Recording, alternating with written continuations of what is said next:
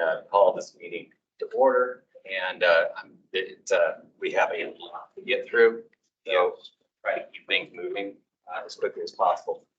But I will entertain a motion to approve the minutes from last meeting. I would make a motion to approve the minutes from last meeting as written. Do I hear a second? Second. Been moved and seconded to approve the meeting minutes. All those in favor say aye. Aye.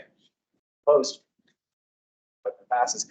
Number 2, well, our first project is the Brewer Center Design and Art Update. Joy.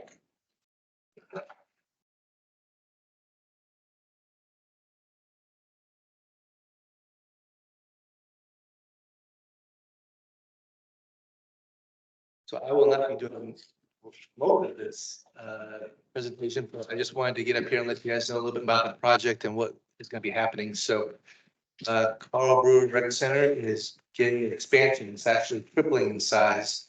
And with that was some interest and request to add art to the project.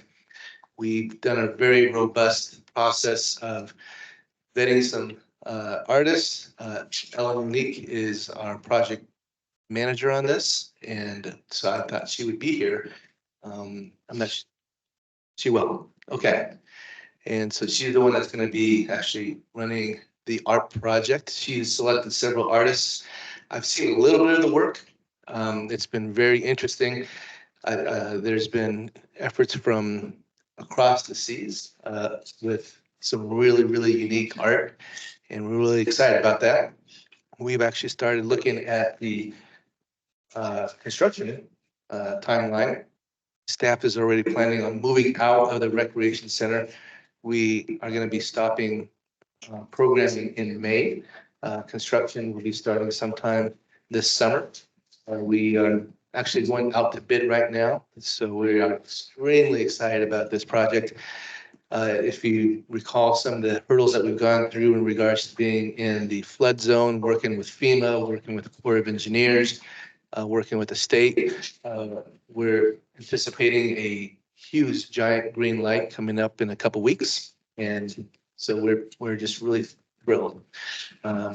So I'll pass this on to Ellen Monique. To Brian. Okay. There you go. Morning, everybody. Brian's online. I'll pass it on to you. Just a point of clarification, this project has come before Design Council previously. Once, I believe. We have seen the project overall. We have not seen any art. So this would be the first presentation of the artwork. That's correct. 30%. Yeah. Okay. Thank you. Yep. Okay. Morning, everyone. My name is Brian Garvey. I'm a principal with SFS Architecture in Kansas City. There's a couple of other folks that are on the call from SFS, and then the lead artist that was selected, Larry Poncha Brown. Ella Monique Bacchus will also jump in here a little bit as we go through this. I know you have a lot on your agenda, and I know architecturally you've already heard this project once, but it's been quite a while. I think it was last July whenever this was presented to Design Council previously. So we'll go through it pretty quickly and focus on the art component of the project. So just really briefly, wanted to repeat our design statement that this project is going to be a unifying light that will recognize and build upon our history and offer opportunities for inspiration, structure, education, and recreation. Just recognizing a handful of the folks that have contributed to the history and the legacy in McAdams Park in the city of Wichita. So continuing that forward, our design team, our organization within the group here, again, SFS Architecture is the architect of record working directly with the city of Wichita. We went through a process of selecting a public art consultant, and through that process selected Ella Monique and Wisdom Tree Arts. And then subsequently, Ella Monique went through and led the process to select the lead artist. And I'll let Ella Monique go through that in a little bit more detail here when we get through it. But that was a very robust process. And Troy, I think you said it really well. It reached across the seas. We have a fantastic opportunity in front of us here for this project to integrate art. Next slide. So again, I'm going to go through briefly just what the project consists of. This is an expansion and renovation of the Brewer Community Center. So the site plan you see here shows the expansion there to the south into that open space. parking improvements that really infill the green space and work around as many of the existing trees as possible there on the west side of the existing center, with a drop off and some space out front that we'll see in renderings with opportunities for integrating the public art. You can go to the next slide. So just a quick view here, the main entry.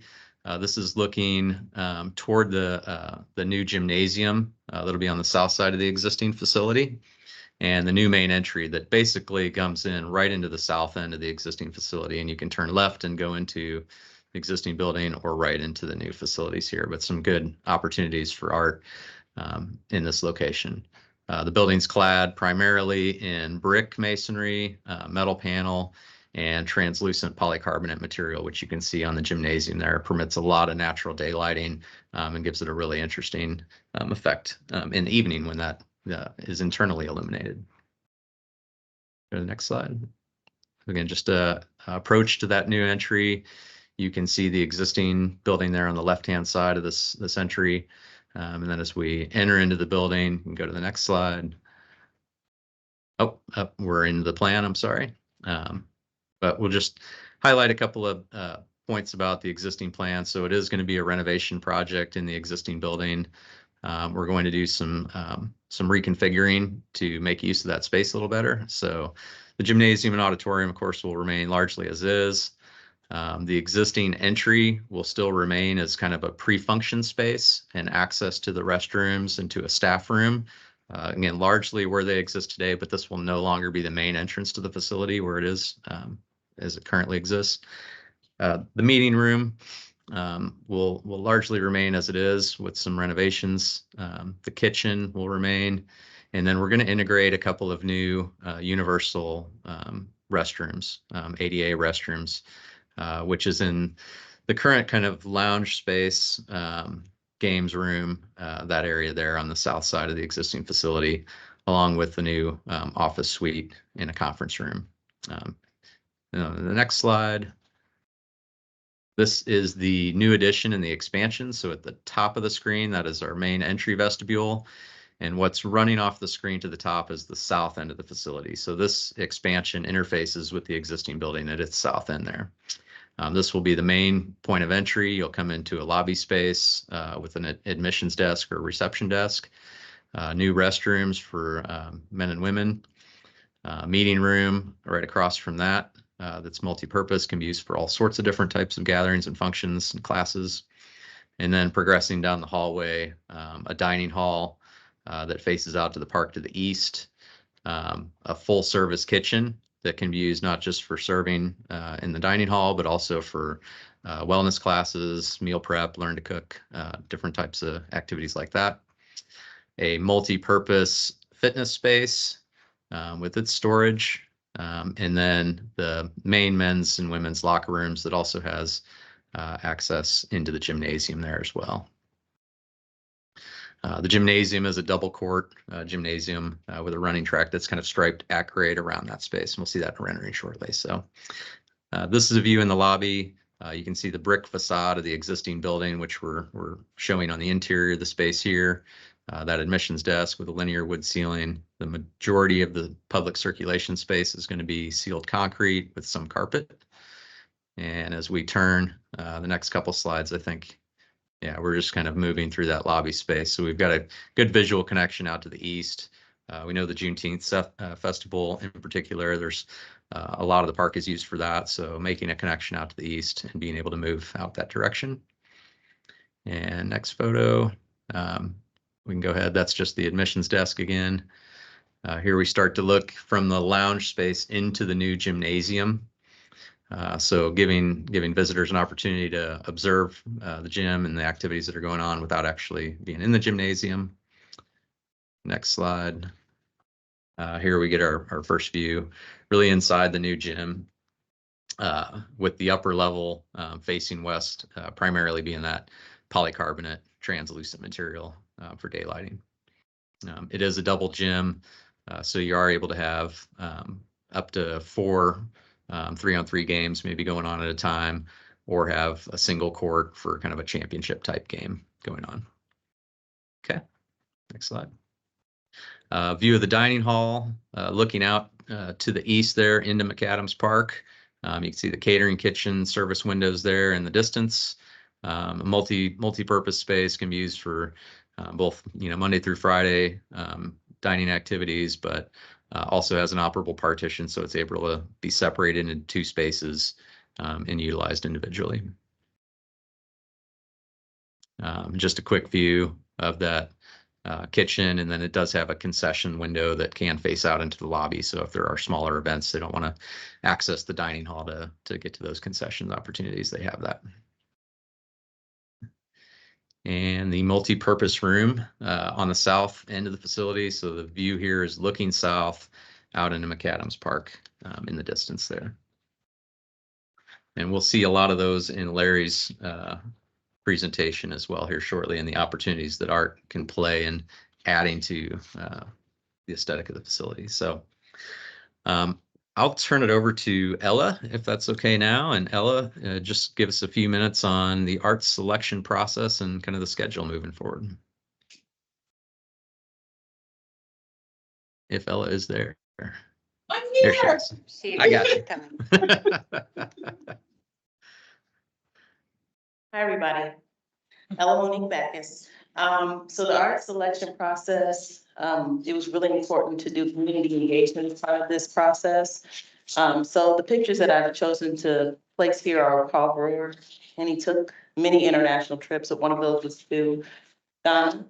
And on the left, he's meeting with Mania Provo King, and then on the right, he's probably receiving Provo beads, but this trip was very impactful for him.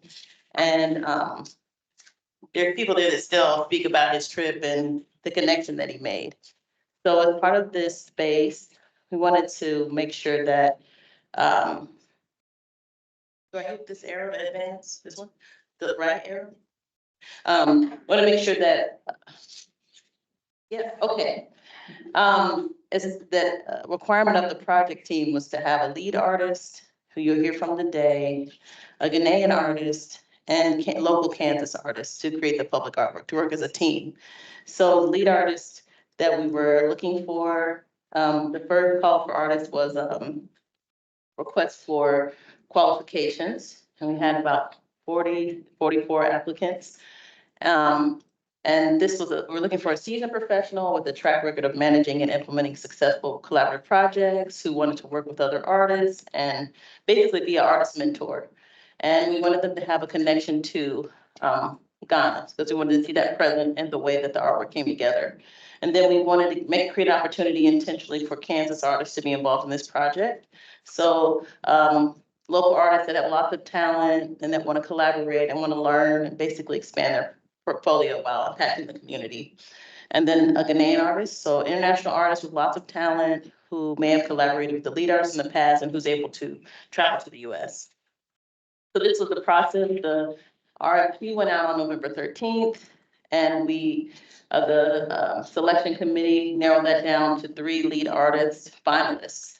And then those artists were presented with, there's also at the same time a application for local artists to respond to. And those lead artists were presented with those portfolios. The 3 artists came to Wichita on December 16th, and they had a really great experience while they were here. And I'll show you a slide that explains all the things they did. But it gave them an opportunity to interview those local artists who responded and to decide who would be on their team. And also visit the site, have a tour of the park, meet community members, people from the selection committee. And then the lead artists were supposed to, were given a stipend. They were supposed to work with their local artists that they decided would be on their team, their Ghanaian artist connection, and submit a proposal with a design concept and a budget. And so during their trip, there's me and the lead artist finalists, and we went to League 42 and we spoke to youth and parents there. We went to McAdams Park and spoke to people that are part of Colburn Fitness class. And we did a tour of the park. I gave them a tour of the city, and we looked at other public art. They did their local artist interviews. They met with representatives from the city of Wichita, parks, Councilmember Johnson, Mrs. Brewer, and got their input. Okay, that's my whole part. I just want to say that this is our first endeavor being this deep into the art selection process.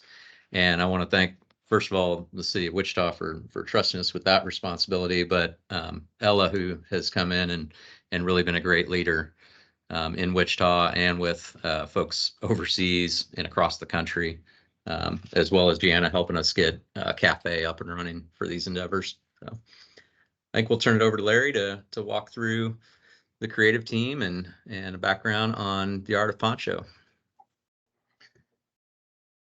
Hello, everybody. Thank you so much for your time this morning. I was selected as lead artist. I've been an artist for 40 years or 40 years plus. My background is in graphic design. I graduated from the Maryland Institute College of Art back in 1980. My work is pretty well published throughout. I was really excited to get a chance to work on a public project like this. It's been wonderful working with Ella and Brian trying to get the team together. Next slide will show you the Ghanaian Artist Connection. I do trips to Africa every year. And 2 years ago, I adopted an art studio that comprised of artists that's from ranging from age 17 up to about 38.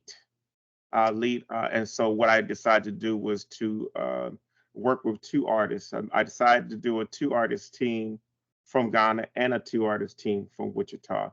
Looking at the size of the space and the amount of wall work that needed to be attended to and the different types of fabrications we were discussing, I wanted to have a team that was pretty well-rounded.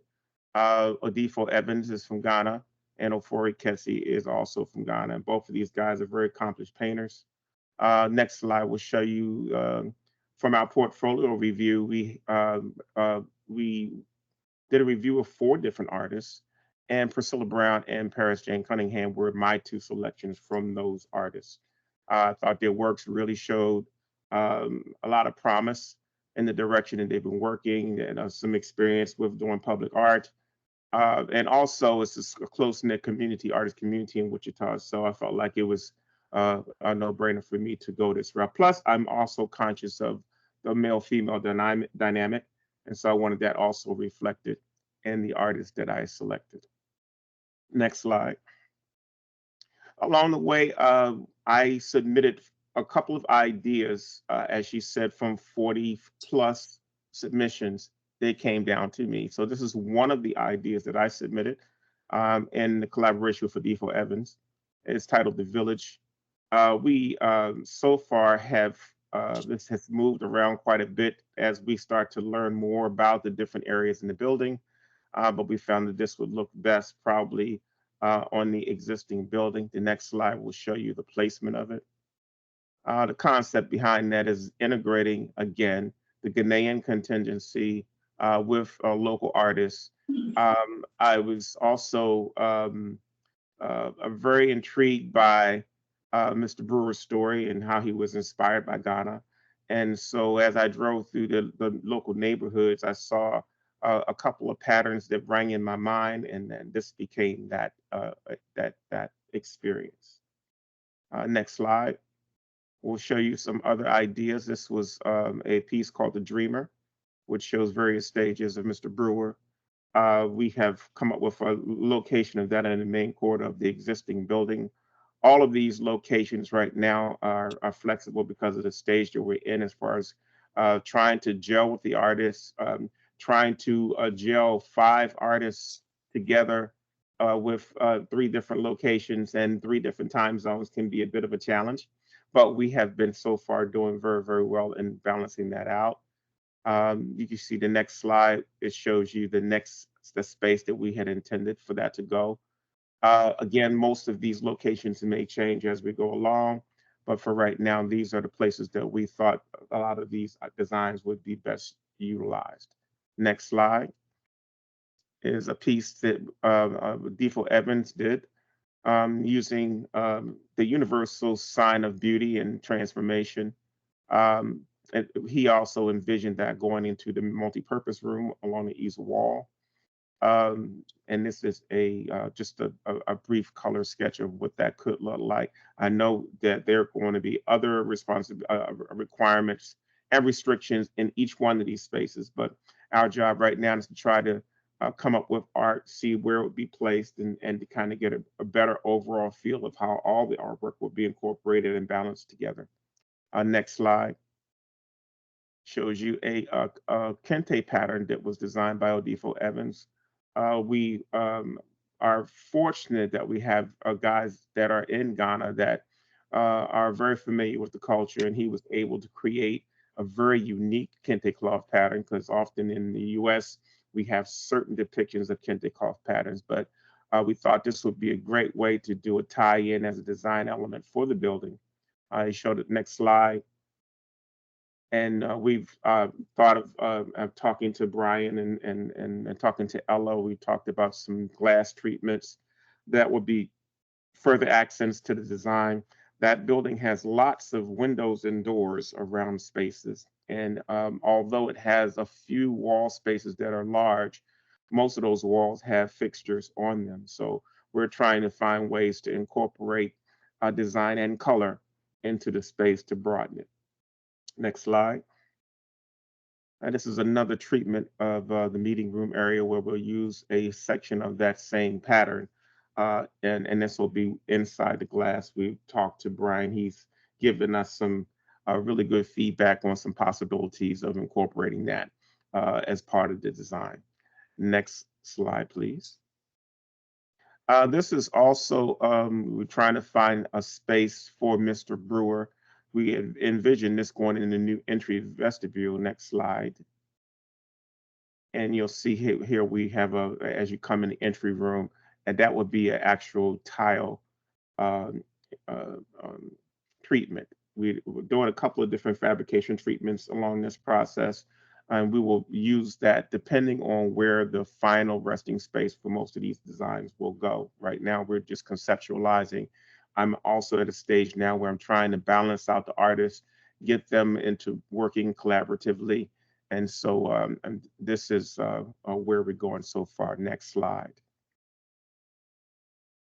This was an early piece that was submitted. It's titled Resilience. We had envisioned this going in the dining room, the north wall. This whole piece is really about resilience. That's one of the words that kept resonating with my trip to Wichita. But it shows the innocence, the eagerness, and hope. All right, next slide. Shows you a little bit of a treatment of how that could be implemented. Again, we're trying to now envision the artwork in these actual spaces with the limited virtual images that we have in hand.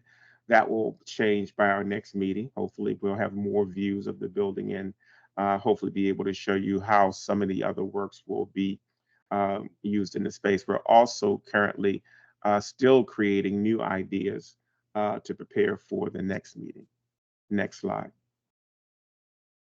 This was a piece that was submitted by Ms. Priscilla Brown, one of our Wichita artists. She thought it'd be nice to recognize Mr. Brewer and his love for barbecue as a treatment outside of the space with the Brewer Cafe. These ideas, again, are very preliminary ideas, but just giving you an idea of what we're trying to work with the team. Next slide. Our other artist, Paris Cunningham, had submitted a wonderful design for the gym. You know, the gym has a lot of nice materials, modern materials, but not a lot of traditional mural wall space. So we're trying to come up with a solution to showing off some of our athletic heroes and other heroes. We still haven't narrowed it down to which one yet. By the next meeting, we will probably have a better fix on what that will be. But this was a design concept by her. Next slide. She had envisioned, Wichita athletes, male and female in that space. As you know, that gym sketch is very, very large.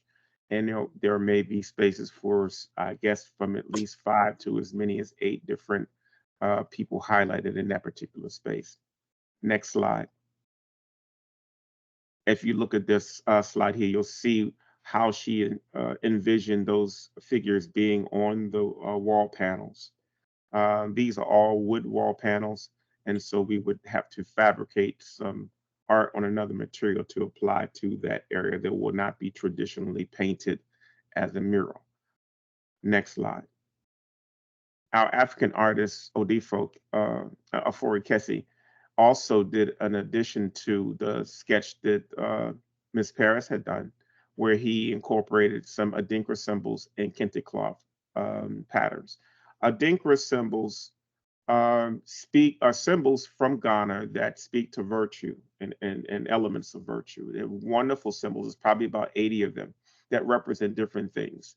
So what we're also trying to do is marry these athletic figures with a particular symbol.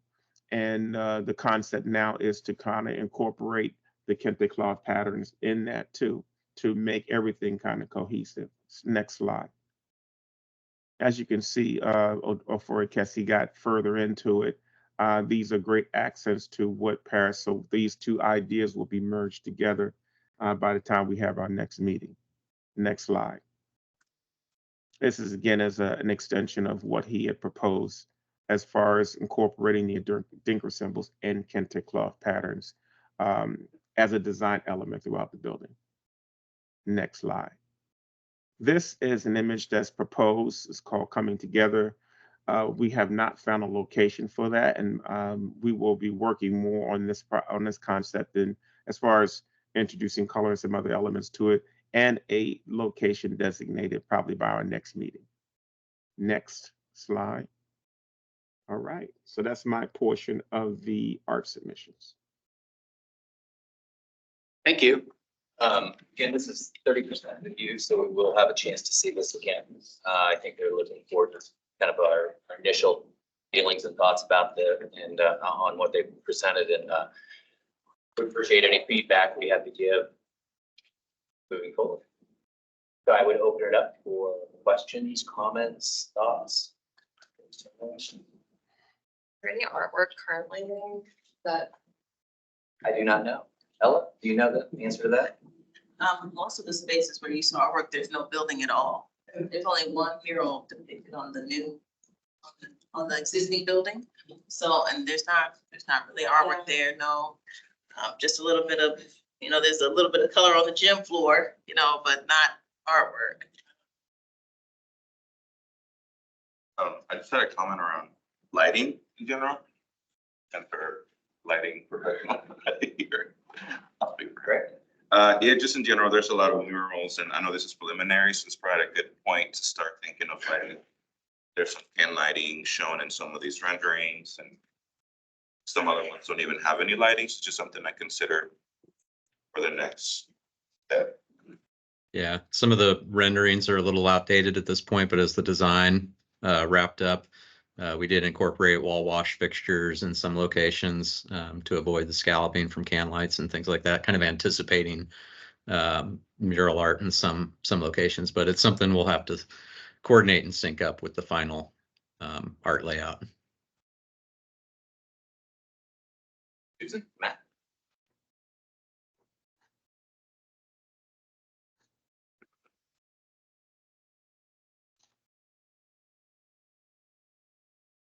I think it sounds like everybody's pretty supportive of the direction you're going. I think it's incredibly appropriate. I think it's well done. I love the idea of integrating artists from Ghana as well as locally. I think that's new to anything we've done, so that's exciting.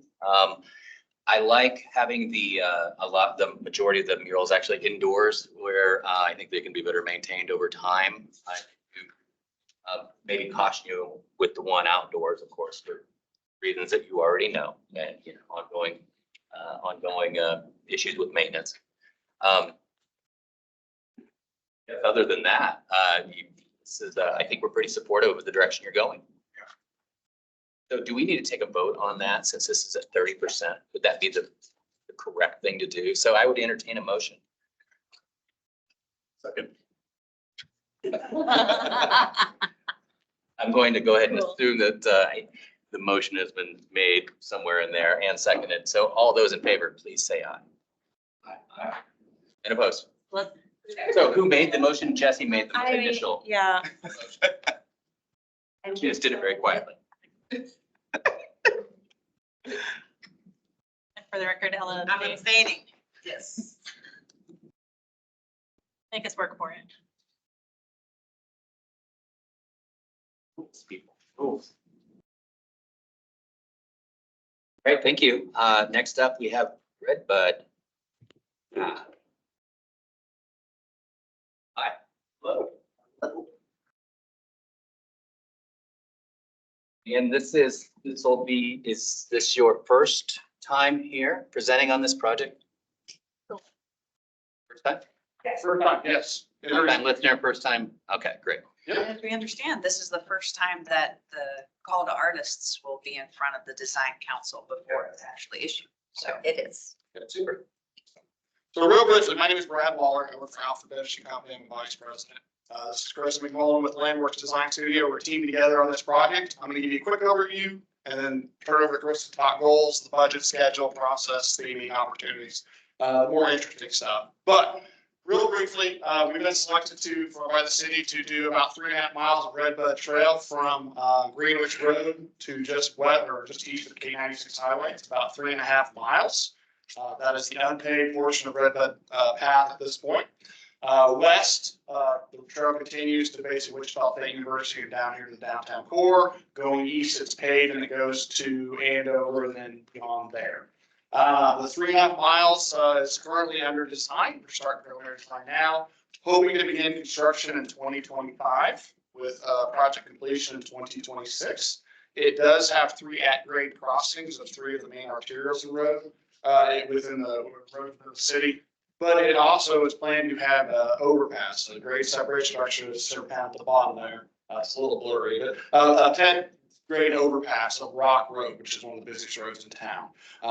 With this trail, basically an 8-foot wide, 9-foot wide trail with running, jogging circuits on the side, lots of trees, lots of landscaping workers is going to be involved. Hopefully with some potential pause points and a lot of opportunity for different art concepts that Chris is going to walk through. So as Brad mentioned, my name is Carissa McMullen. I'm a landscape architect and we are the landscape architecture consultant on the project. In addition to that, we're helping to facilitate the art selection and put together the call to artists and work through the solicitation process. We're very familiar with continuing the project overview, the art that has already been located along Redbud Trail. There are 3 different locations shown here on our map. We used some of these images in the call to artists so that they have some context. I've got a few pictures here of what the trail looks like right now. It is gravel, the section of trail we will be working with. And we have developed a couple of renderings for some of the trailheads and the pause points as part of conceptual work on this project before moving into the design. We first started establishing some goals for what we wanted to accomplish on this project, and we've outlined them here. Obviously, these are included in the call to artists, and you should have a copy of our call to artists draft and some exhibits that we've included. So I'm showing some of those today, but you should have that information in the packet that you received. It's not in the packet.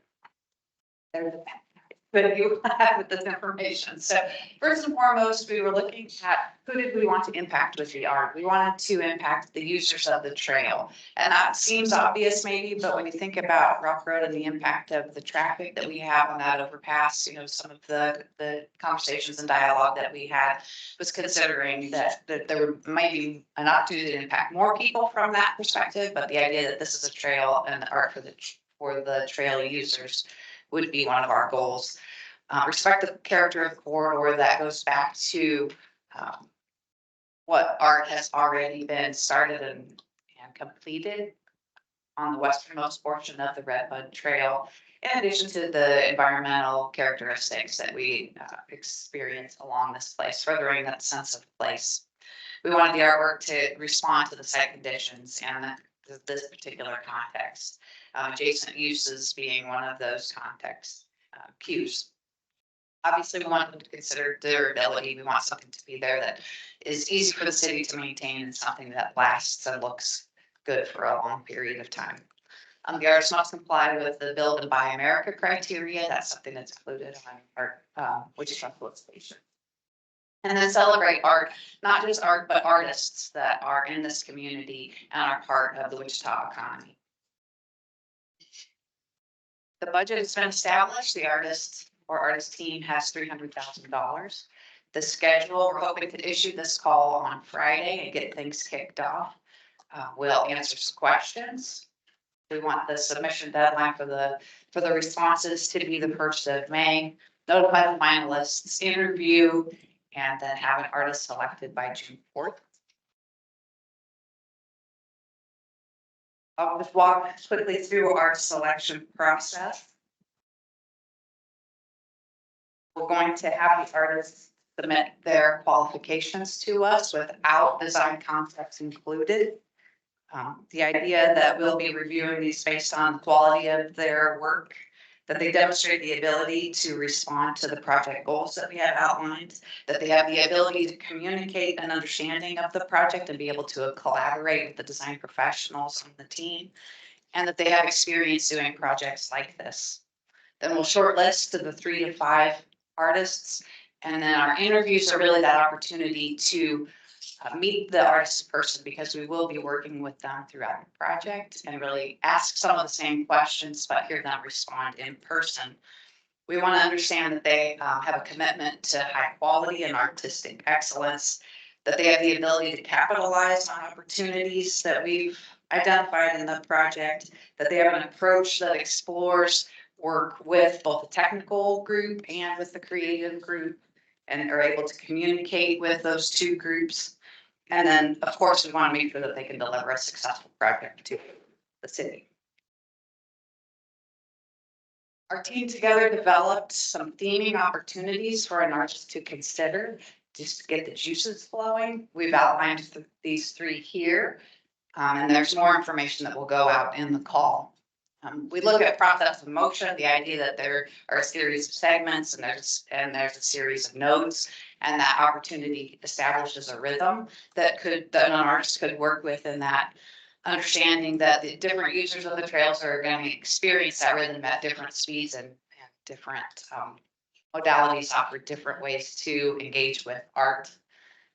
We explore the connectedness, how interesting that this trail starts in the center of Wichita, goes through some of those communities that are exploring the people who live there, and then go out to the suburbs, and then even to Andover and out to very rural Augusta.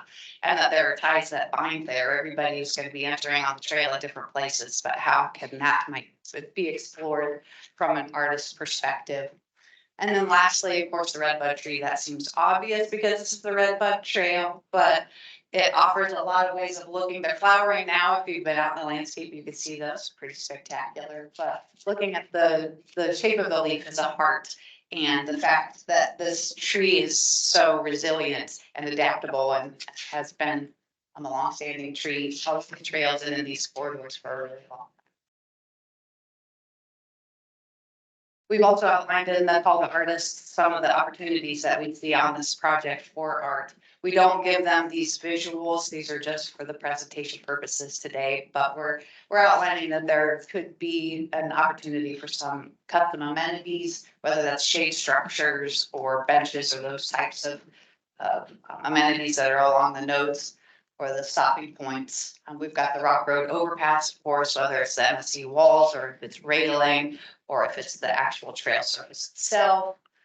And then the monuments and the environmental art that you see here along the trail segments, again, going back to maybe that, the motion and the process that we see happening in some of the nodes. Opportunity also to place some art.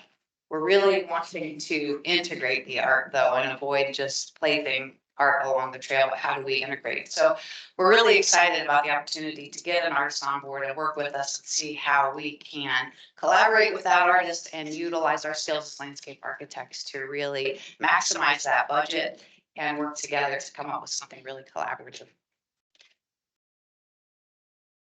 With that, are there any questions or comments?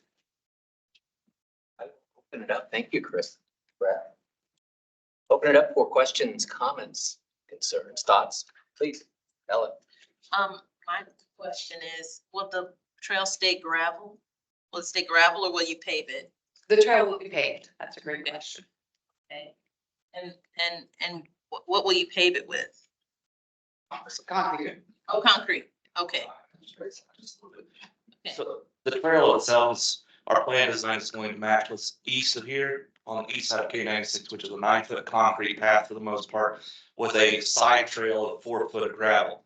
That gives people the opportunity to stay off the concrete that don't want to actually run on concrete. So it's a mixed style trail, which we got a lot of good feedback on the previous one. And one more thing is the limits are from Woodlawn to K-96, not quite Greenwich to K-96. So just a little bit of clarification. Yeah. So you'll have 9 feet of concrete and then 4 feet on one side? Yeah, and then there's a 1 foot shoulder on the opposite side of the 4 foot, so essentially you create a little bit of buffer in between your landscaping there on each side, but yeah. Okay.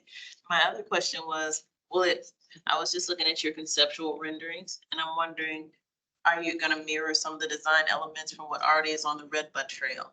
Is that what you, like, I see the metal with the holes in it, kind of like 13th. I'm wondering, are you gonna mirror some of those design elements?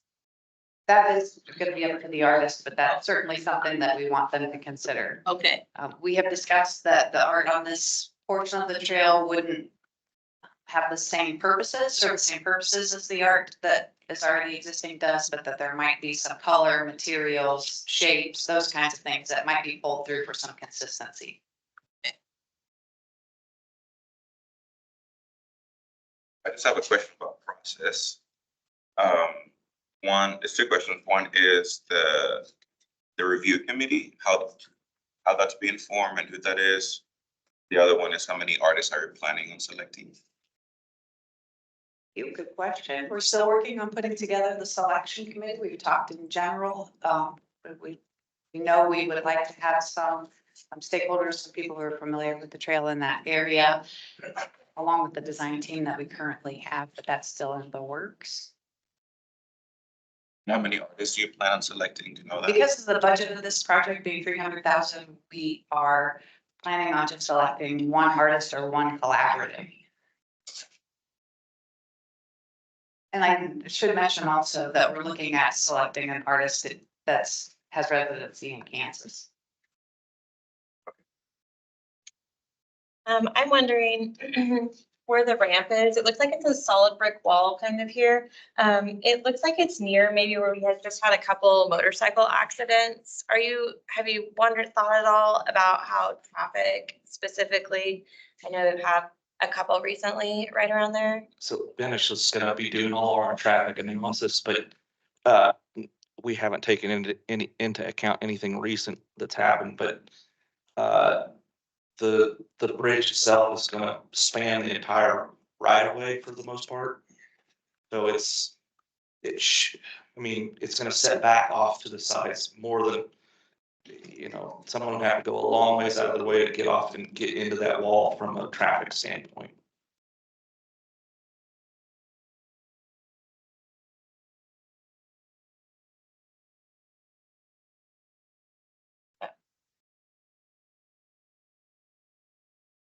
And will be once we have some concepts to present, we'll be back. I've got a couple little things. So, thank you for coming at this stage. I think this is kind of where we're trying to get to. So I appreciate that.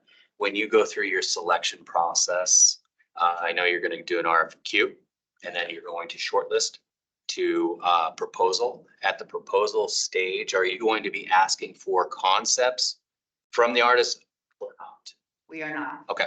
So you're just going to select based on their proposals to you for fee or whatever, and then work with them on the 3 or 5 design concepts, right? Correct. Are you going to establish prior to that or with them the locations and budgets? We are gonna be working, they're gonna be working with the budget that we have, and we'll be working with them to collaborate. The overall, Okay. sure, okay. Locations are still a little bit up in the air. We would have to, one of the spots that we've identified as possible, like Pause Point, it would require right of way or purchasing of a small piece of land, which we have not done yet. And then the other, one of them is also in the easement for Evergy. And so any coordination that has to be done will have to be approved through them. And so those are a couple locations that we've identified, but we don't know all the ins and outs of whether we're going to be able to get those properties or work within those properties. So this structure here, something that's been on my mind ever since this project came out for, I think, a few years ago. And it appears that you're gonna do an MSC. Is this like the same similar wall that you would use on Kellogg, that type of format, or? And I bring this up now. Lack of a better term. I only bring it up now because I have serious concerns about this here. What are you concerned? Safety or visual or? Just the aesthetic of having these solid walls on, coming down Rock, as you're driving up and down Rock Road, these huge walls, because they are not going to be small. They're going to be imposing. They're going to really restrict views, not necessarily within the street, I understand, within the right of way, but past that. So you're creating quite a barrier, a visual barrier. And I understand, we have to do things with, economics in mind. My preference, of course, would be something a lot lighter, something on piers, something elevated, not having walls. But since it sounds like that decision is likely to be made. We can continue to evaluate them, but for basic purposes, yes, MSC type of wall. We did discuss that as a possible art component for that wall. And that's, I think, what Chris kind of directed wherever that slide was at, that is more directed towards the traffic and the automobiles. When we're trying to focus more on the trail, pedestrian, bicycle. So that is a discussion.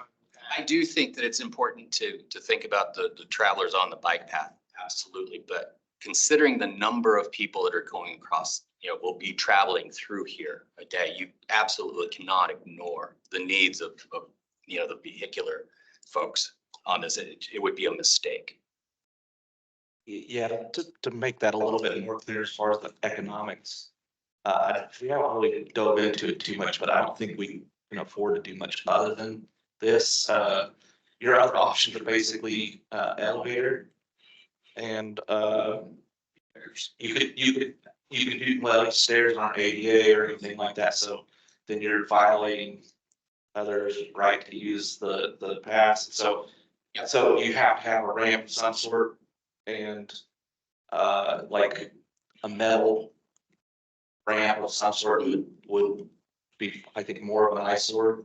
But And I'm not telling you that, I have no, pull on whether you do this way or some other way. But if you create walls out there, I think that you really need to focus a lot of attention on how you're going to make those walls that are going to be very stark and abrupt out there more palatable to the public. I think the plan is to utilize a significant portion of our money around this location. I don't think we're pinned in on anything, but that was kind of one of the items that we wanted to look at as a focus. Having said that, the wall gives you a lot of opportunities too. And it gives opportunities at night. Exactly. Yeah. Another huge point of this. I appreciate the comment, right, and I see what you're saying. That's all I've got. Anyone else? Jeff, can I ask a question? Please. Is there an additional pedestrian access point on the east side where it connects to like that Trader Joe's area? There's not currently a sidewalk there now. Yeah. Can you speak to that a little bit? Will that be extended up to the stoplight, or how will people get onto the trail from either side? Currently on the west side, there is a sidewalk that will be obviously rerouted, reconfigured, fit within the concept. This bridge will span a 5-lane road section with sidewalks on the side, so it does have some loader capacity. It's gonna be a wider type. I understand the safety concern. But part of with the ramp up, we wanted to make sure we had a way to get access, not only crossing the itinerant traffic that are using the trail for, say, recreation purposes, but people that want to use it to access businesses. So yes, we would have an access on the west side, which would then take them north and south. Currently, there is not a sidewalk on the east side. You are correct. We do not. We have a similar type of access. The north side there. The plan would be to take that north, the traffic signal intersection to the north, to provide that access. So we'll go all the way to kind of that entry point. It's right. Yes, yes, provide that access, yes. Yeah, I just want to make sure it doesn't terminate right there. No, yeah. So, no, it does go to that, and then connect to the sidewalks. I can't remember what's going just to the north of it. It's a half mile north. I think it's Bradley Fair. Fair, yeah. Okay, built in cars. And then on the west side, that sidewalk will go under the bridge, so you can still. Yes, it will, yeah, you will maintain it north-south access. I think, there's nothing else. I would entertain a motion on this, project. Anyone has the courage to do so? I just have one more question. Well, please. Yeah. And maybe we're getting too much into the weeds with this, but given that this is adjacent to Bradley Fair, do you foresee or have you talked to folks there? Do you think there'll be any pushback with, now that you mentioned the structure being right there by Bradley Fair? Just kind of thinking about. There's an interesting landowner just right across the. Right. So Right. we've taken this to a public meeting already, Okay. as far as like our concepts, and overwhelmingly good responses to that. We did get a few calls from a few people here and there. And some of the same calls we get a lot of, and they're like, well, you're bringing vagrancy into our neighborhood by paving a path, which there's a path there already. And honestly, we're gonna be providing more of a route and a safer route, I think, and it gets rid of that. I think it really does more to get rid of that element than it does to actually create it. But we've had a few of those calls, but for the most part, everybody seems to be pretty happy.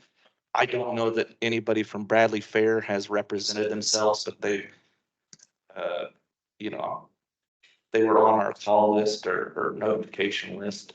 So, you know, Seems like I haven't reached out to them personally or anything like that, but.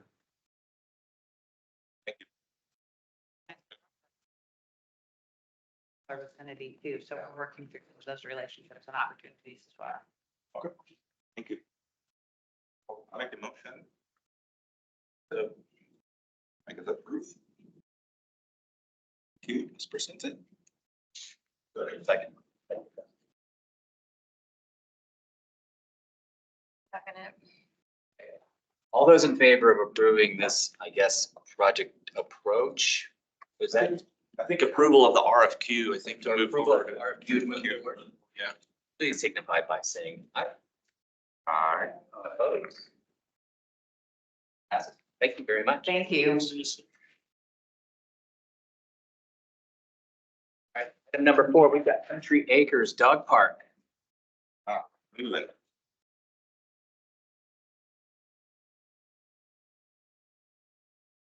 Your name? Your first time? Yeah.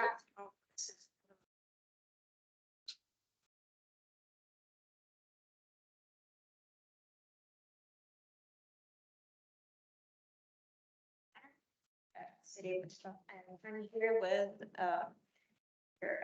Aaron Herndon, who is from the Bowman Company, and Conrad Snyder, who is the artist for this project. So the CIP funds for Country Acres have been allocated to $70,000. Among these are $50,000 for art. And the Country Acres Park is located in District 5. It's between, it's near the intersection between the West Central Avenue and Northridge Road.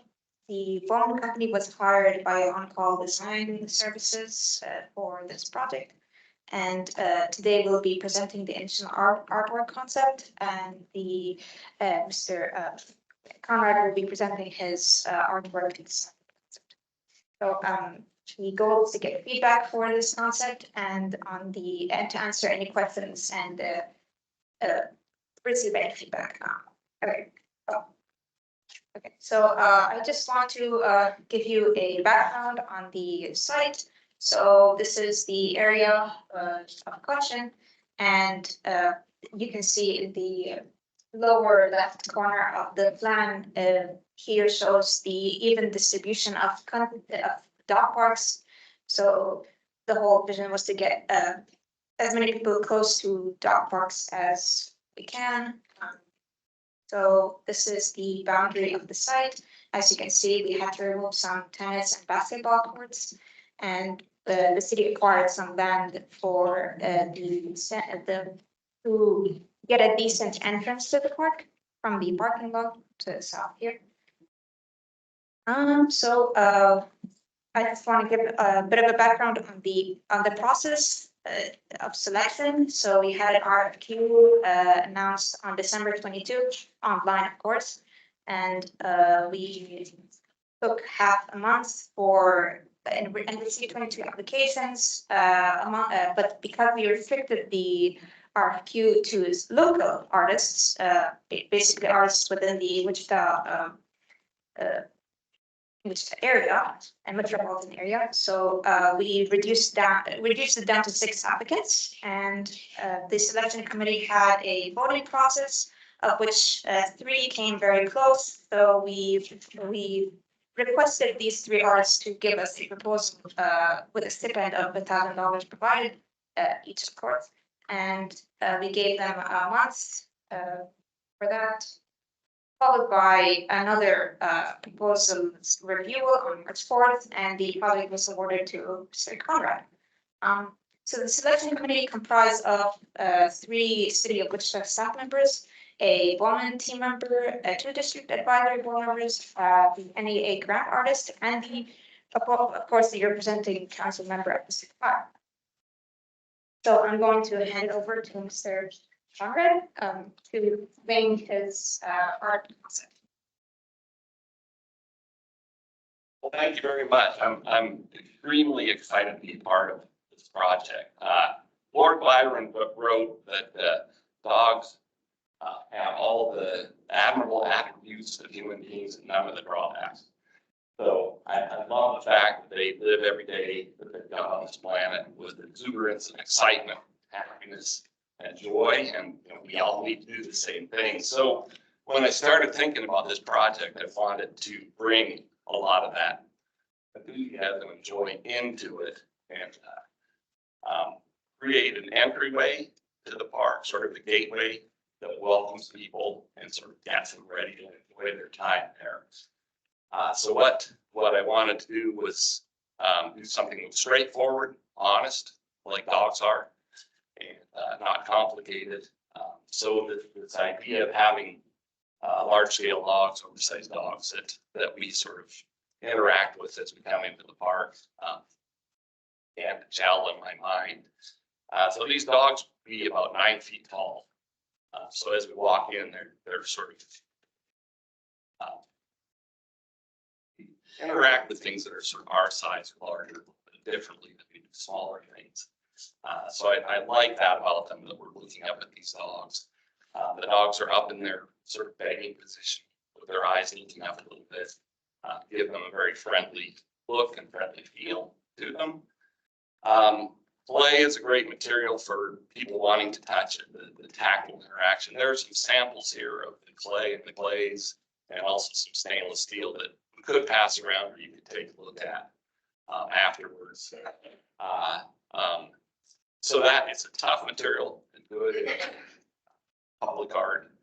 The collars would be stainless steel, and there's a piece of that there that I punched holes in and welded in some rivets, sort of make that yeah, sort of that studded collar look. And that also would be around the top of the base. So that's kind of the idea, is that these are welcoming and, you know, begin to create a gateway to the park. People would enter the parking lot through and then go into the different parts there. Also, to kind of emphasize that fun would be these oversized ceramic tennis balls. So the larger one would be about 30 inches tall, about 2.5 feet tall. The other's a little bit smaller. There are opportunities for people to sit. The bases will be about 16 inches tall, and the tennis balls would be appropriate size to sit on. Also, I would imagine dogs would probably mark these as they come in, so it'll be a point where there's a lot of sniffing going on, and sort of a stopping point, and you know, the dogs to say hello to each other. The idea right now, these are spaced in this photo fairly close together. I think for foot traffic, we're going to spread those out a little bit farther, closer to 20 feet apart. If you'd like to go to the next slide, you can. Oh. Yeah, okay. So there you see the two larger red dots are about the width, and tennis balls kind of off to the side so they don't impede foot traffic as coming in and go through into the space. We will have some opportunity on site when we get in there to move around, just to make sure everything looks comfortable and looks interesting, and it doesn't impede traffic area. So again, so that's kind of the idea of where this all came from. The bases would have that stainless steel around the top of them. That's going to harden that top surface, get good tough material. Below that would be these tiles that would have dog paw prints pressed into them. So the glazes that I'm proposing, there are 3 different glazes, and I overlap those differently. For the colors on the dogs, which would be sort of a chocolatey brown to a lighter brown and gold color. And then as I lap over other glazes, then it gets more green, kind of glass green. So the bottom tiles would be dog paw prints, and then more grassy kind of colors down there, where the top would be sort of fur texture and sort of a dark brown. With whites in the eyes, and then probably a little tongue sticking out that would be stainless steel, either painted or powder coated pink for the tongues. As far as structure and strength, I'm sticking up the clay so it's good, thick, and strong. You know, we build brick buildings, and they last. We sort of expect them to be extremely strong. So internally, these pieces would be hollow, about a 2-inch thick wall, and then the bottom, when they're installed, they get set on a base of urethane adhesive, and then the bases would be on top of that would be filled with they would have a thin membrane of silicone, and then filled with concrete to lock them in place. So that does 2 things. It holds them there permanently, and it also gives them a little bit of ability to absorb impact. If somebody runs up and pushes on these, or a gust of wind or something like that, that transfers that energy down and gives a little bit of give. Likewise, the tennis balls would have that same silicone membrane filled with concrete and then set in place with paint or epoxy and that urethane adhesive also for the same reasons. But yeah, if somebody hops up, stands on them, comes to them, sits on them. And yeah, as far as like any kind of procedure or anything, the clay surface is good about having that cleaned off. You don't ever want to sandblast it, which Wichita doesn't do anymore. Anyhow, but chemically it can be cleaned off. Likewise, stainless steel, the dogs marking them is not going to affect the color. It won't deteriorate with that with the urine. for the dogs or ultraviolet light over time. I mean, it's extremely stable, surface color wise. Any questions? Thank you, Conrad. I'd like to add, so the location of these statues are just strategically placed to not impede on the traffic near the ramp, because this is the main entrance of the site. So all of these entrances to the park, they go from this, and so we're just making sure that they're not too close together, but also not far apart, to not break the relationship between the two dogs. And yeah, that's pretty much it. That's all I wanted to add. Cool. So we're just standing for questions and feedback now. Thank you. All right, I would turn it over to the board. Questions, comments? What's the color of the dogs you're gonna land on with your play? They're gonna kind of range from sort of a chocolatey brown to a lighter brown. And it would be a fur kind of texture. So I'd probably press some, horizontal or vertical lines into it and then paddle those. I'm gonna just pass these along so they can. Yeah.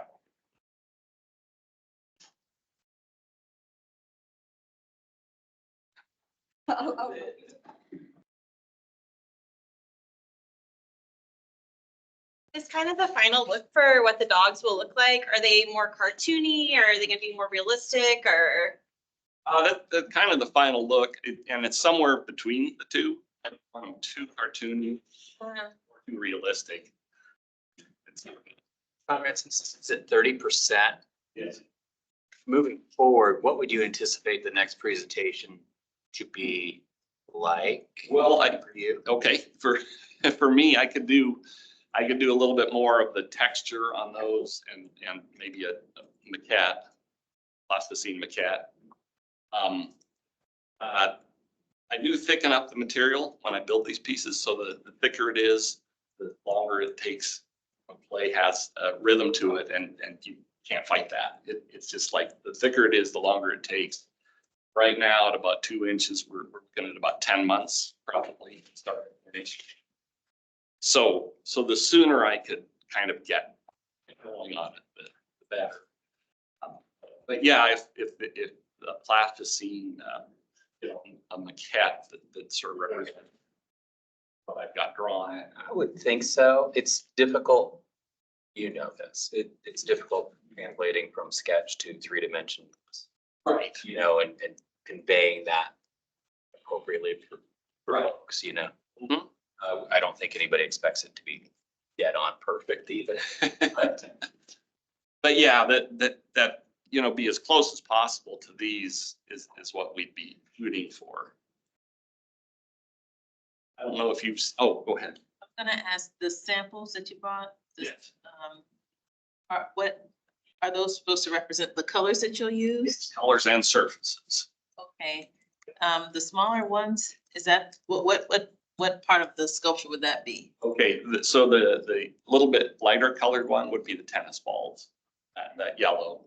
And then there would be, the lines on the tennis balls would be carved, a little bit of depth into that. And then the other one has some of the tiles down below that have the paw prints, and sort of that grassy green would be that lighter color with the heavier kind of some of the glassy green on it.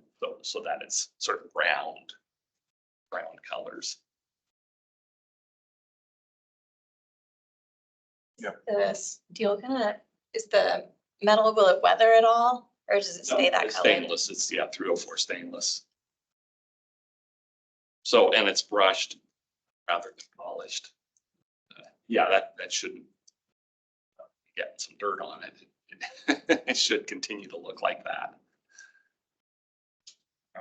I just want to comment on the tennis balls, right? Because they're tennis balls. Immediately, in my mind, I think of like the really bright fluorescent Right. green, which I know it's very impossible to recreate with clay, but I do encourage you to consider something brighter that might be closer to that than that lighter kind of tan yellow. There's a lot of brown with the dogs. Seems like you're gonna have a lot of earth tones at the base too. Because, I mean, the dogs are so funny. They're like this campy dogs, right? It's like a really light sculpture. And I just have a concern that like there's a lot of brown and kind of tan colors, and the balls are really an opportunity to continue with that lightness, maybe from a visual perspective. So like several different colors. Just like All different colors. something that is I don't know, again, I don't want to tell you what the sign should be, but Feedback. it's just a lot of tan and brown. Yeah. Right? Yeah. And it kind of, Well, I'm, as you know, Clay, I'm a high fire Clay guy, and we love brown. right, And it just sort of is something that happens naturally in those higher temperatures. right, totally. But yeah, kind of mixing in a little bit of different colors, maybe not like really, really bright. That's kind of not my aesthetic. And it's kind of, like you said, with high temperature, not really what happens. But yeah, we could think about some other colors. The base is another opportunity, right, too. It's just, again, there's just a lot of brown for a sculpture that is so light and happy, and it's a dog park, right? Just a comment about the lightness and the joy could be elevated through some other color. A little bit brighter color or bringing some other colors in. Okay. I'm glad you brought the base up. The bases, I want to see even bigger. Bigger around, like a little Yeah. sitting space. Because I think that people will sit on them, they'll climb on them, they'll hug the dogs, they'll do all kinds of things. So I just want to make sure that they're big enough to kind of accommodate the. Yeah, we that's propose going 4 to feet, happen. but going larger is wonderful. I think you're right. It's sitting area that are hopping up on. There, Picture with them or something. I mean, tell me kind of your thoughts on having the two matching. I mean, kind of like sentries at the, the gate. I was curious. Right, yeah, I fun, kind of, having them doing different things. that would be a possibility, although I kind of like the symmetry of like the sentry or the bases of this archway.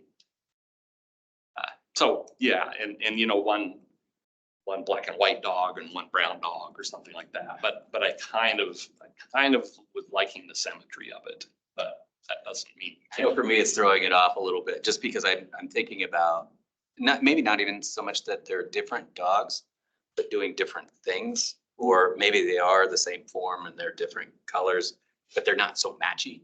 I mean, and I'm thinking about it in terms of their own identity and how people relate to them, especially kids. Right, and this was one other kind of idea that we had, was maybe have a competition to name them, and then have a dog, stainless steel dog collar, Daisy and Maisie or something. Something to think about. I don't know. I mean, So yeah, that's an opinion. I think other people would have different, maybe some, other people have different opinions. yeah. Just something to think about. And what about the idea of the gateway, like that you walk between? To me, it's not, I mean, I understand, Off to the side I potentially. understand it, that it's operating somewhat as a gateway, but it's a little less important to me than having these kind of giant oversized dogs that I can go and interact with. That's I think the more interesting thing. If the two dogs and balls were all collected together kind of as one group, They can be separate. be spreading them out is, yeah, okay. I think if you change the activity of one and have one standing, you're fine. Excuse me. Keep one of them upright and keep one of them doing something else. I think you're there. You kind of like that idea. Yeah. I think they'll be a hit with kids. I mean, and parents. They're fun. You're gonna have a lot of people take pictures with them. Yeah. They're gonna have their own identities. And They'll grow. that climbing on them and that kind of thing is. It'll be a thing. Question, with the tennis balls, will it be like a mosaic, like it'll be pieces? Other lines here, or No, it'll be it'll be one one thing? Okay. one piece. And so that is, with ceramics, we have some scale limitations because of our kilns. So, a dog kind of down or like that, then I've got some scale limitations on how big that could be, but that's not insurmountable. But that's, you know, I have a couple different kilns. One kiln, I can fire pieces that are sort of my scale, sort of the vertical there. The other one can be, yeah, maybe in two pieces, the head and the joint would be under the collar if it were down in a Interested. plain You do position. great work. With that, You do great work. We trust you. okay. But yeah, definitely. But yeah, you know, with clay, if you're having a lot of divisions in it, just because of that's the size you could make it, it can start interfering with the visuals. Right. Good question. Yes. I don't have a problem with the it's being symmetrical. It's really, it's kind of like up to you. You know, these are all like opinions about, oh, you can have one laying out, you can have one. But really, however you. But you know, everybody who comes there and interacts with this is going to have a reaction to it. And so it's good to hear the different things. And we definitely would want to make something that's fun, you know, and this one seems like it's just going to be fun. So. I want to encourage you with the naming themes. That seems really interesting and. Yeah, and so that's, I may leave a space that we can later, like, you know, once they're there, then have people vote on naming. Yeah, anything you can do to get people to know about the project and to be there, I think is always a plus. Okay, very good. All right, I did entertain a motion.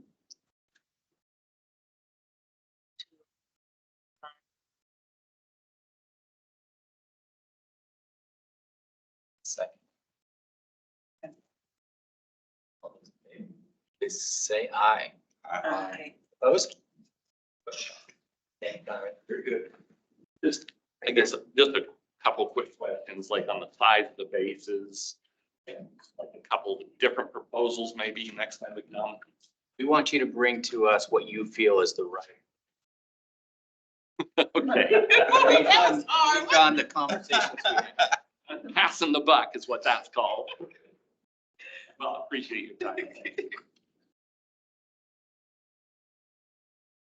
Oh, next one. Hour 20 and let's see, we've got a mural proposal, item number 5. Babes, do you want to come up to the, to everyone?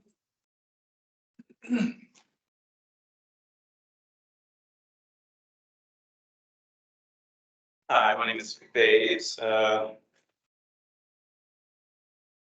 got a mural proposal here. I've kind of been operating a kind of an alias art form called Maxol. I did a project a couple years ago where I anonymously did a scavenger hunt. There was about 50 pieces of art given away over the summertime. And this project I wanted to do was kind of just expand it and let it be more of a collective of artists who partake in a scavenger hunt, designing different pieces that'll be hidden around town, people can find. One thing I wanted to add to it was maybe at the various locations, we could have some themed murals painted by myself, Indiana Ellman, and Anthony Parker. All of us have mural experience. And so the goal today is just to get approval to go ahead with the design process at the various locations and get any feedback about the location proposed. And so the murals would sort of, the idea of incubation is it's sort of an Alice in Wonderland themed scavenger hunt paired with what I stated was Easter iconography, but it'd be more like spring and renewal. Incubation will express the need for all of us to find those beautiful rabbit holes to go down where we find out who we truly are. And in this way, we can all incubate our mind, body, and spirit, flourishing into amazing, thoughtful, healthy people who can better the community and the world we live in. And so the idea is to have 3 mural locations, each one being a piece of a story, using the caterpillar from Alice in Wonderland, and having 3 stages of metamorphosis being expressed in the murals. So in one location, you have the caterpillar, and the next location, you have a cocoon, and the next location, you have a butterfly, just showing the metamorphosis of our mind, our body. And it would just be an uplifting thing. The way I want Maxwell to operate in the future would be sort of nonprofit art for public service type of thing. And just sort of, I'm a paramedic by trade, and so I love helping folks and going out and aiding to the community, and that's sort of what I want to do for with my art career at this point, is being able to just give back as much as possible. As far as the budget goes, all the artists have committed to volunteering their time. We don't have a budget for materials.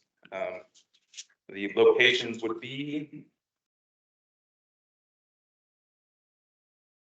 Harrison Park, the backside of this bathroom here, facing the walking path. There would be Boston Park, a single west facing wall underneath the walking bridge at this location. And Chapman Park, this backside of this bathroom wall here. And sort of my goal for locations was we had a lot of public art kind of concentrated in a lot of areas.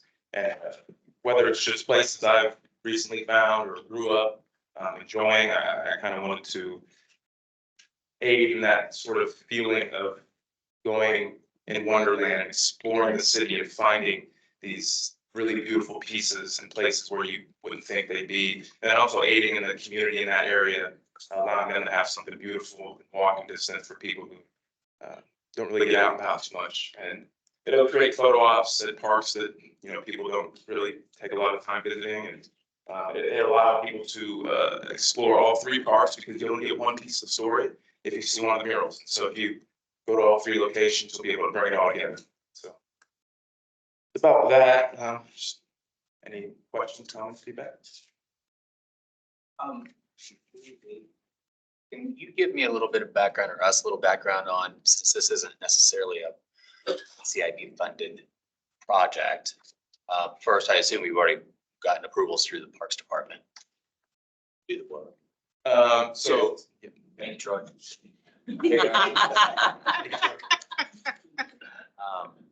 So once this is complete, would this be something that would become part of the collection, and then we would need to maintain over time?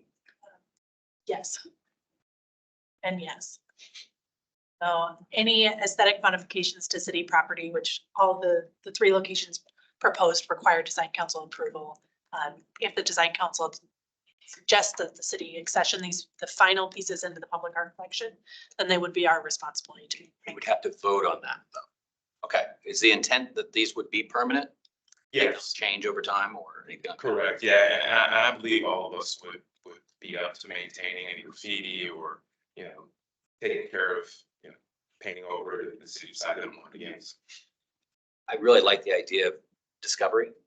You know, that's a big thing with me. I love that. I'm assuming that would you put out there in any way, shape or form that this is a series to be discovered, or is it word of mouth kind of thing? Correct. So kind of how it's functioning right now is just a little bit of social media stuff. And so I'm telling a story that kind of goes along with the art that's being created and scavenger hunt. And I think that I've thrown around the idea of whether it's a fixed, you know, an aesthetically, you know, QR code that pulls up a site that says, oh, by the way, there's more to the story, or just some sort of like online resource tool that shows, oh, by the way, if you visit these other parks, you can get a little more piece of it. There's multiple ways to kind of piece it together, allow it to be accessible. Oh, yeah, I would imagine throwing a carrot, dangling a carrot probably helps a little bit, but without, you know, showing the whole story. Right, exactly. Still keep it a surprise.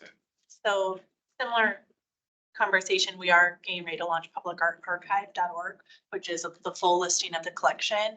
And we can interconnect collection pieces to one another. So if you want to see all the bronzes, that can be a tag. So we could tag these three together as a collection. I say we, Jana can figure out how to. Questions, comments from the council? Yay, babes. I'm so proud. Okay, wonderful to see you here. The part about it being a part of the collection and making it a part of the city website, that's a good route. So Yeah. there's nothing you have to maintain over time. So if there's a way to do that, that's wonderful. What I would say is, I would say, be aware of copyright. So it's like if you're making a movie, you're making your own version of Alice in Wonderland, where you can't all the way connect it like. Yeah, it would be reminiscent because I know that the book is in the public domain, the movie is not. And so it just sort of be reminiscent, like it feels like Alice in Wonderland, although it wouldn't be. So, thank you. All right. And you said the artists are volunteering their time. Yeah. And then you asked in your proposal about, are there funding opportunities? Yes, I spoke to Jenna, be submitting a grant to the Art Council to possibly fund this. Right now, there's funding for it, but just kind of help out with some time just to take these off. We're happy to do it just as artists. So, Troy, this may be something to consider as the Parks Foundation as well, potentially for that.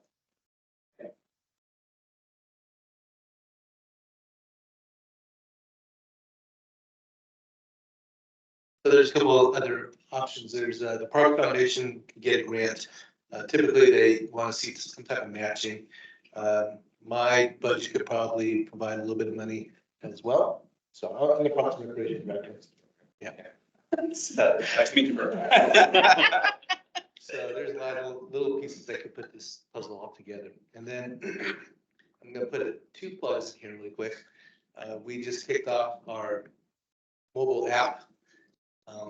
So this would be an awesome item once it's completed, put on our app, and people can actually get on the app and go from one to another. And we could probably even do some kind of prize once they figure it all out or something like that. Kind of just make it fun. And the crafting, your party here, fine. But one of the things that I'm really excited about was the past 3 items, actually the past 4 items, because the trails will eventually turn into the park's responsibility for maintenance. I mean, all this art's going into the parks. I'm really excited about that. So I just wanted to say how appreciative I am of that, and just wanted to let you guys know that we are very supportive of all that as well. Thanks. Okay, good. Thanks, Troy. Nice one question. Boston Park location, because I recently was there just out of curiosity, because it's a funky little overpass. Is there any resurfacing that needs to be done on that wall? Not rough, it's in rough shape. Right, it does need a lot of work. So I think for proper painting, yes, we need sandblasting or something that could get it off and get that old paint that's been on there. Is that something that you would be tackling, or? That's something that we're up to tackling, yes. Okay. Yeah. Thank you. And I had the same question about the wall treatment. That one's the one that seems to be the worst shape. Yeah. And do you know what kind of, I guess I'm curious about the other artists too and yourself. Do you use spray paint? Do you use brush and acrylic? What kind of medium do you use? So Anthony and Indiana mainly use aerosol. They're spray paint murals. I use both latex, and they both use latex as well. They're primarily aerosol and primarily latex, so we're gonna use all three for all three. All right. Well, yeah, that Boston will really, like, it needs some prep work before. Yeah, it's such a cool spot there in Boston, underneath that bridge, and it's nice to liven it up. So. Totally. My concern is with your budget, because you don't have really a budget. It can really add up once you start thinking about things to consider, right? Is the treatment of the wall, that's gonna cost you some money. You gotta think about, of course, the cost of materials, that's more money. Yeah. And then ideally you wanna resurface these with some sort of graffiti treatment. Yes. So the maintenance is easier on the city side as well. I know you mentioned that you guys are up to maintaining it, and that's great. The reality of that is, like, we don't know, right? What would happen in 5 years, 10 years? Would you even be around? So it's just, it was kind of side to, if it make it easy for the city to maintain it, that's the best scenario. And in this case, you need some sort of surfacing on top of your bar. Graffiti protecting ceiling. Right. So it's gonna start adding up, right? So it kind of just encourages you to think about, like, obviously you're already connected with the city and some funding, since like the foundation might have some funding too. So think about those expenses, right? And kind of figure out what those would be. Also as an artist myself, I would hate for you guys to do this for free. Right? So also think about, you know, your time as well. Yeah. That's important too. I hate for artists to be doing public work for free. We have the heart, we have the desire, but ultimately we all of us want to thrive in this community. So also think about your time. That's also a part of all of this. You being here, you already spent time putting this together and being here. Yeah. Right. And we need to continue to push ourselves as artists and our institutions to better time. Thank you. But you had on your timeline that you want to start on May? So it's sort of, since it's such a casual project, the scavenger hunt piece is gonna be going on through April, and so don't need anything from you guys on that one. And as far as murals, we were hoping to start on them in May sometime and then go through it in June. That's again, I talked to Jan about being here on the May 6th meeting. If I got approval today to present the design to you guys, so you guys give the feedback and green light on that. So.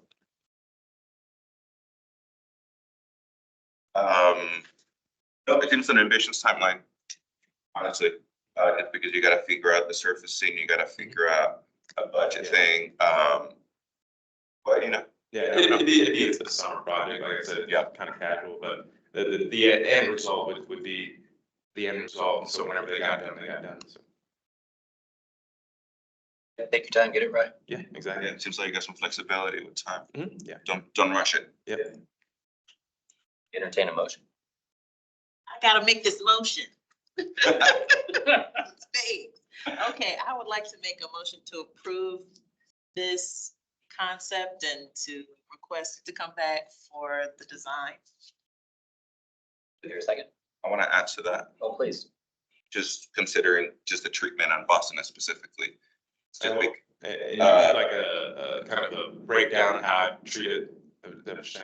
Just your plan for treating the surface before you put any art on it. Yes. Just kind of want you to think through that. You want that as part of the motion? The motion or discussion, whatever. Oh, he wants to add to the, you said add to the motion. Yeah, let's add it to the motion. You want it added to the motion? Oh, I'm okay with that. Oh, sorry. All right. Second. Motion's been made, edited, seconded. All those in favor, please say aye. Aye. Opposed? Motion passes. Thank you very much. You got the motion? All right, we are now into West Branch Library, and considering we've been here for a little while, presenters, we have seen this project before. Maybe a little concise.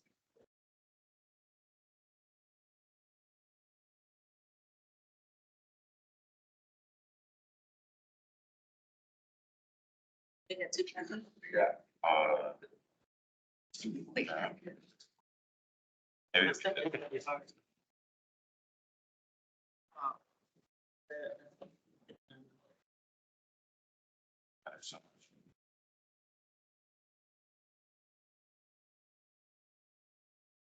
Yeah, I think everybody's monitored this project. It was actually approved, it was approved last year.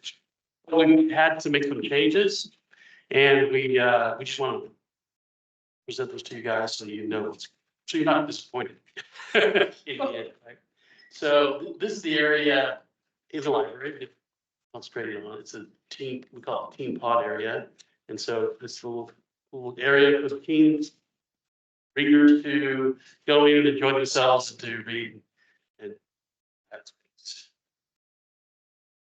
here's a rendition of that area with the floor treatments and the walls around it. What we've had to do is change things because our budget was a little too low for what we presented last time. And so we've changed materials, we changed the scale of some things, we changed I think in a good way, but it works well. This is the overall piece that we'll be building in relationship to the floor. We're using shelving units that are actually also used within the space, except for the colors, different. I think the ones in the general area are all gray, and these are gonna be white. In between the shelving units, we're gonna create these, wooden structures that are kind of tree-like. It's kind of what we did before, except for they're all steel and much a little more massive. So these are gonna be a little bit lighter in visual weight, but I think just as durable.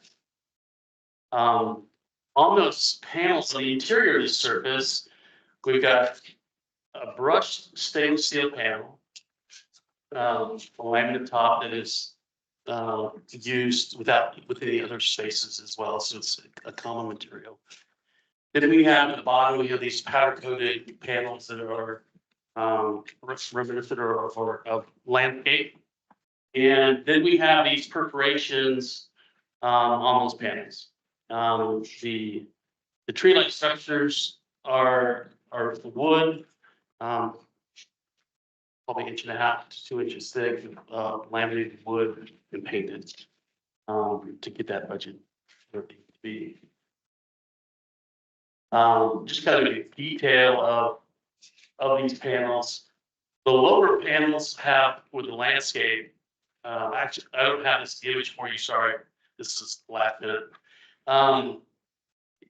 Will be a relief on top of that stainless steel panel, and then there's perforations behind it. The perforations with a colored panel behind that that reveals that color through the state.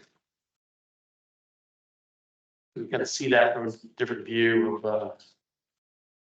We have 2 different sizes of shelving. One's about 42 inches tall. The others are about 66 inches tall. So this is looking into that space through the shorter shelving area. There's a nice little view. Now, the perforations that are through the space, prior we had a conglomerate of these dots.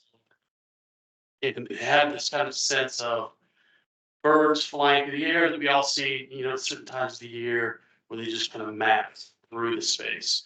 And that became very cost prohibitive because those were going to be individual medallions with iconography on them. And it was just way too expensive. And so I've created these pathways that are reminiscent of butterflies, birds, or wind blowing a piece of leaf through the air through that space.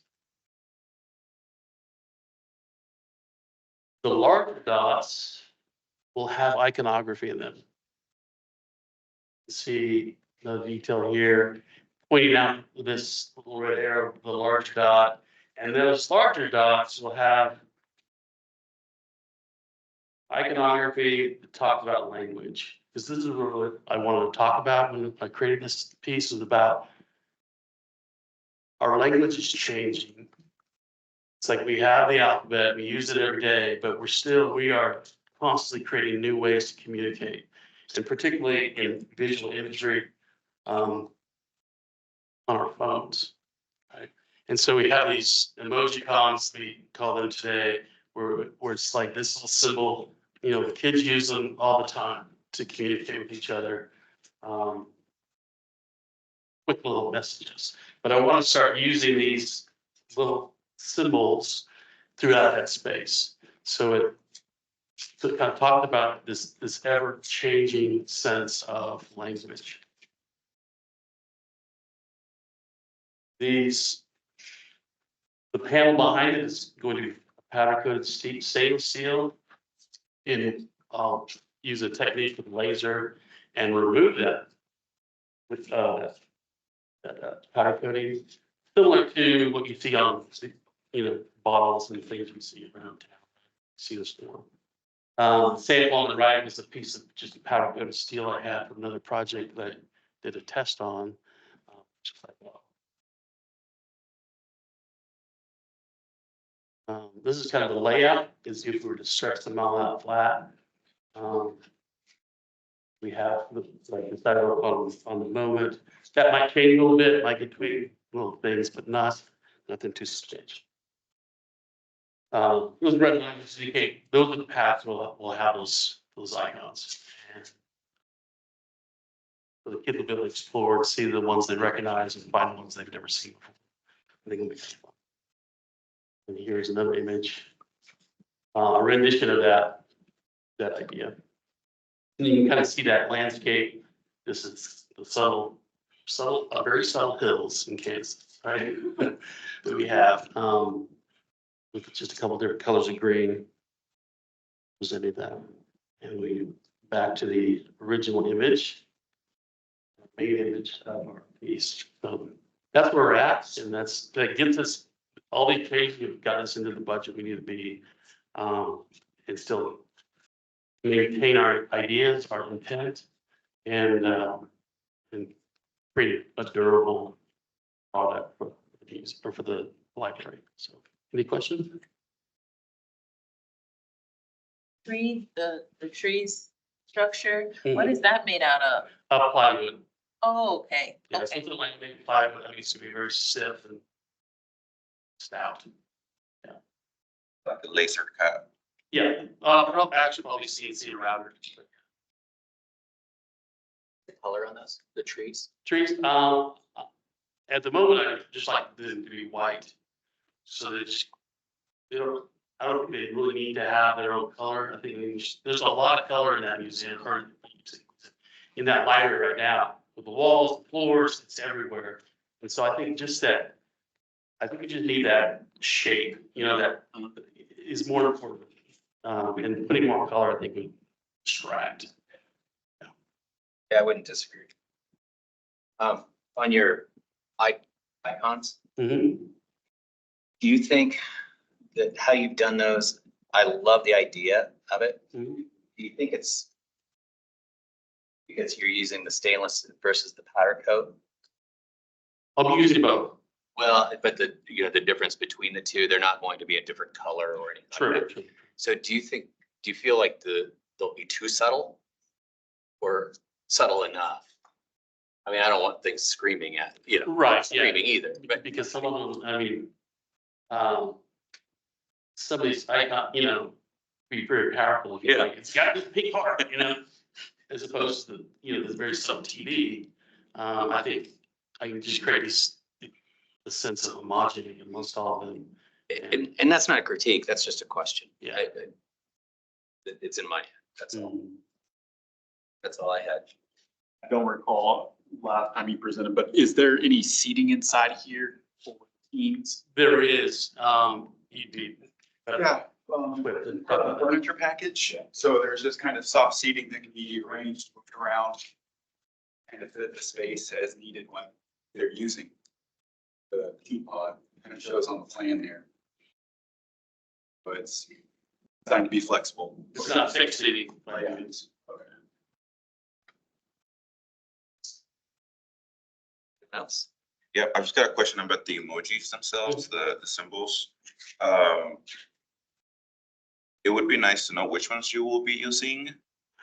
Because you talked about language, how these have become their own language. Mhm. There's some of them or a combination of them. That might can be appropriate. Yes, I totally agree. And the teenagers. And probably they will not be there, right? Just caution you Yes. with. And I would add other symbols too, like mathematical symbols and, things like that that are everywhere around us. More so than just emojis, but I think the emojis like, hey, I recognize that symbol, they may not recognize the pi symbol yet, or choose not to recognize it, I don't know. But, I want those in there as well. 14-year-old consultant maybe. Yeah, exactly.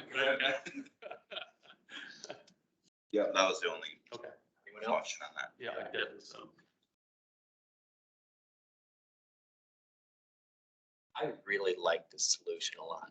And I think it's really interesting on a lot of different levels. Thanks. Entertain a motion. No one else has any other questions?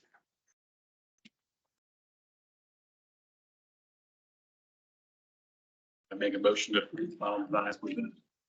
Can I hear a second? Moved and seconded to approve as presented.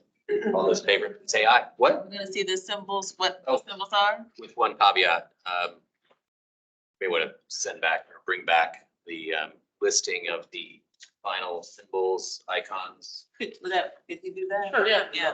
Yeah, I'll do that before we later than it. So. Easier to, you want. Easier to change. before we- All right, so all those in favor? Aye. Aye. Opposed? Seeing none. Thank you. Last up, Arts Council designee. I can make a quick comment, and I have also been given the laser eye that we have to be out of this room by noon, so we'll wrap this up. Because there's a meeting coming in afterward. There's a long-standing tradition, I believe, between the Arts Council and the Design Council to have a designated seat as an ex officio member of this body to the Arts Council. Looking at our agreements and our various policies, it's an unwritten rule or regulation, if you will, but it's definitely recommended from both bodies. So Ellen is serving as ex officio member to the Arts Council.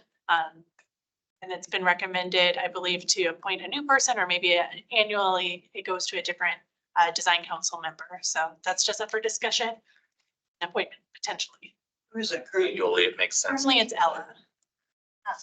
About 5 years.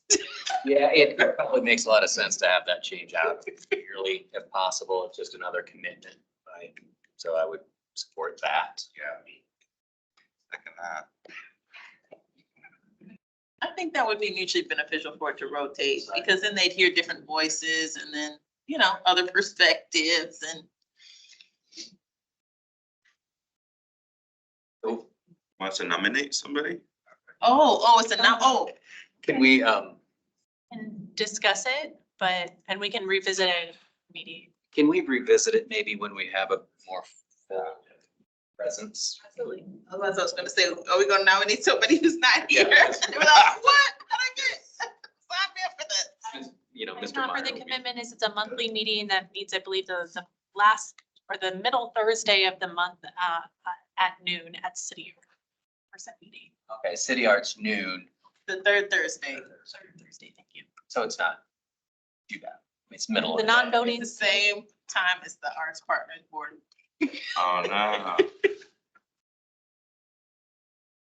Maybe we could, maybe send an email to the entire group, kind of stating that, and, anyone that is so interested, maybe raise their hand. Want to nominate? With that, I guess I would entertain a motion to close the meeting finally. I'll make a motion to close the meeting. All those in favor, please say aye. Yay, aye. Good job, people. Thank you all for Thank you. meeting today. Thank you.